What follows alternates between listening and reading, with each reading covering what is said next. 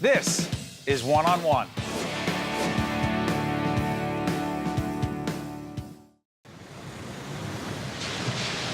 September 5, 1989 is going to be the first show. Now, he and I never do a practice show together. We never have a warm-up show. We barely had a meeting. I don't care about one game, dog. And say it again, one game. Mike, that doesn't mean anything. Can I talk for a second? Yeah, but who cares about one game? Can I talk? Maybe the fans do. I don't care if you do. Maybe some of the fans do. Maybe they do. I hope they heard it already, but go ahead. Let's just go to the calls. The first day, you know, to be quite honest, it didn't turn out too well. I can't understand what Chris is saying. Mike is stepping all over him. They're not meshing. You want to say that's all injury? I mean, Well, this is going to last year's. What is it that, if it's not the home run, what stands out? can I talk? It was a two-person show with one man trying to dominate it, which was Francesa. I never thought that at that time that Dog could stand up to me in a sports argument. I never thought he could. I walked out of there and I said, geez, I need a stiff drink.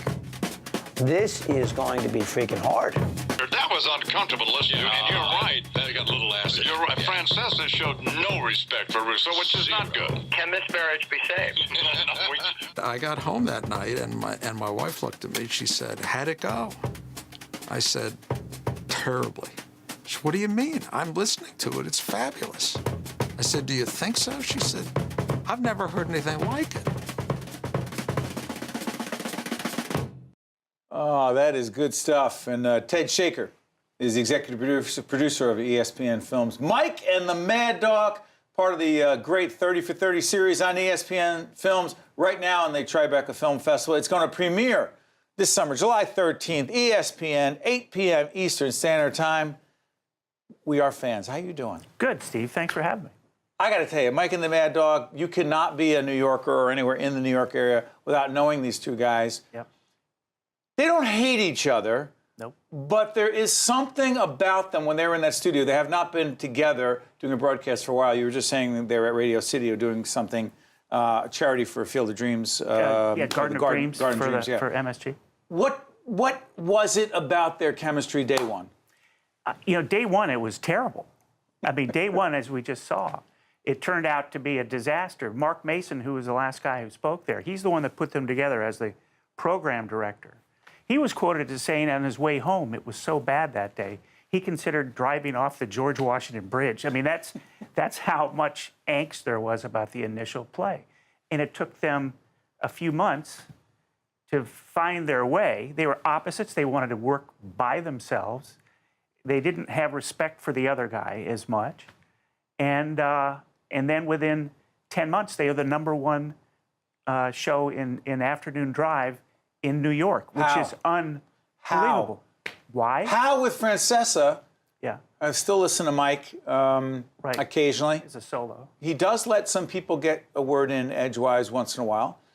Question. He has to drink a Diet Coke. He has to drink his Diet Coke. Yeah. He always has it right there. Yeah. Sometimes he can nod off. I've seen that. I don't want to get too snarky here. But I will say this. I'm a bigger fan of Chris. I got to say this.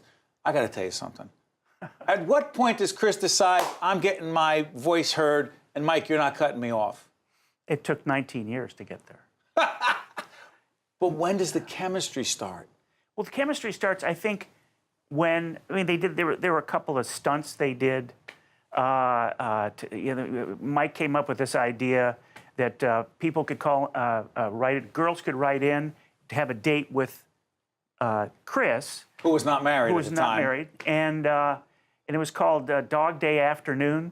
And whoever the woman was that won the contest, she and Dog went to see Cats on Broadway. I mean, so those sorts of stunts help to kind of make them feel good about one another. And then when they're #1 in 10 months and everyone's life changes. They're making money. They loved each other for some period. I mean, that's just natural, right? They're huge successes. They own the city. Is Dan Foer, who's the director of this doc and is a hugely talented guy. Dan Foer says, what you have here is one of the most famous sports teams in New York, and neither of them ever played a game. What did they do to New York sports radio? Created it. In many ways. I mean, a guy named Jeff Samoleon, Yeah. Okay, MS Radio. He's the guy that said, let's try an all sports talk show. This is People back said, you're ridiculous. Who's going to listen to This is that? 1987, Right. 1988, and then they had WHN, used to be Yes. a country music station. At 3 o'clock one afternoon, it became the first all sports talk radio station in the country, and it was Jim Lampley and it was Greg Gumbel. I mean, wonderfully talented people, but they didn't sound like New York. They didn't sound like the people in the city who love sports. So Simoleon then, they lost a lot of money initially because it was not working. He decided, let me double down on this. He bought some NBC radio stations, including WNBC 660. Howard Stern had to learn to say WNBC. Yeah, well, that's Don Imus who we just That's saw. right. So and they switch it to WFAN, and they buy Don Imus with it, so they have a morning anchor. Right. And so there are people listening, but the rest of the day was not any good. And so this guy Mason says, I'm going to put these two guys together. I have no idea where it's going, and that's what happened. How long is the run for them? They went for 19 years. So 19 years. They're number one. They're doing great. Unbelievable. Egos get involved. You bet. Why do they break up? They talk about it almost like a marriage. After a while, it just got, it wasn't any fun anymore. And they, ironically, there are now 1,000 sports talk radio stations across the country, starting with WFAN. They saw how Mike and Chris did and how popular they were. Right. And so, as Trog Keller, who's the head of ESPN Radio, said, it gave all these program directors permission. That's right. To try. And so now they're across the country. When they started, there were a handful of sports talk shows. Art Russ Jr. in New York, for example. That's right. Bill Mazer. And those guys would, they were solos. So this was the first duo. But go back again. I need to get you to talk about this. In the film, will we see these guys talking about why they do not work together anymore? Yeah, basically, Chris had an offer to do something on his own. It's serious. It's serious. Big money. Big money. He wanted out. He was ready to do a solo act. Did Mike feel that Chris betrayed him? Mike felt that Chris could have been more straightforward when he was exploring this serious opportunity. If Mike had an opportunity to go for that kind of money, would he have done it? I don't know. He was making huge money at WFAN, and he wanted to continue to show that he could do it on his own. So you're saying Mike Francesa, who is one of the kings of sports radio, and by the way, I'm not sure how long he's going to be doing this. I think he said next year. The end of this year. The end of this year. Is Mike not as big as he was without Chris? Mike has continued to be number one or number two in afternoon drive for 8 years. Yeah. They left. It's 9 years. They left. They broke up in 2008. So Mike has continued to own afternoon drive as a solo. Didn't matter without Chris. He's doing 5.5 hours a day. What about Chris's career? Chris is now at Sirius. They've created a whole channel Mad around Dog Radio. sports. Mad Dog Radio. It's a national show, so he has a different kind of approach than Mike. Yeah. Mike is doing, still doing the New York sports talk show. So that's different. That night, or at the Tribeca Film Festival when it opened. Yeah. They were there. Yes, they were. What was the reaction to them? Was it their reaction to each other? The reaction to the film was just wonderful. People laughed. I mean, it's a full emotional spectrum because the end is very emotional, but it's funny.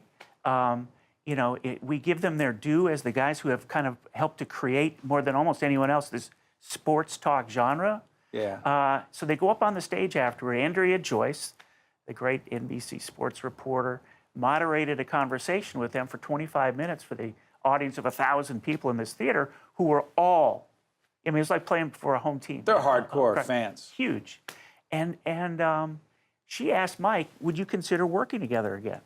And Mike has always danced around that. What did he had a say? one-word answer, yes. Did Chris say yes? Chris was like, I've never heard him say that. So, it could happen again. Could happen again, as they say, 2.0. 2.0. Mike and the Mad Dog 2.0. The film is Mike and the Mad Dog, ESPN Films. What a great series, 30 for 30. I absolutely love it. They are the state of the art. It is the best. So here it is. Check it out. Ted Shaker, executive producer, terrific team working on this, where I am a huge fan of Mike and the Mad Dog. We wish you nothing but the best. Appreciate you coming in. Thanks, Steve. To public television. Appreciate it. Where it all happens. I'm a big fan. I appreciate it. Stay. Oh, that's it. It's the end of the show. See you next time on One-on-One from the Tisch WNET studio, Lincoln Center. Thank you very much. Oh, it's a pleasure. One-on-One with Steve Adubato has been a production of the Caucus Educational Corporation, celebrating over 25 years of broadcast excellence. This special edition of One-on-One with Steve Adubato is brought to you from the Tisch WNET studios at Lincoln Center. Funding has been provided by Georgian Court University, Suez, Summit MD Anderson Cancer Center, Qualcare Inc., Johnson & Johnson, Gary's Wine and Marketplace, and by the law firm of Gibbons PC. Transportation provided by Airbrook Limousine, serving the metropolitan New York, New Jersey area.